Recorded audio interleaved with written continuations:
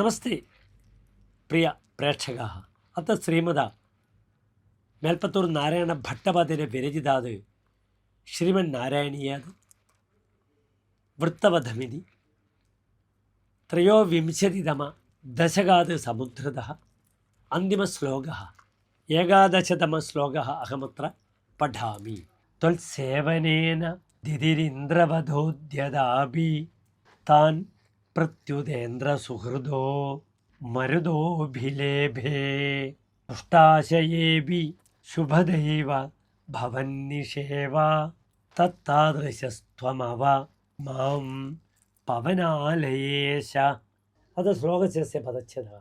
ത്വൽസേവനേന ദിതിഃ ഇന്ദ്രവധോദ്യത അപി താൻ പ്രത്യുത ഇന്ദ്രസുഹൃദഃ മരുതഃ അഭിലേഭേ ദുഷ്ടാശയേ അഭി ശുഭദ ഏവ ഭവന്നിഷേവ തത്താദൃശഃ ത്വം അവ മാം പവനാലയേശ.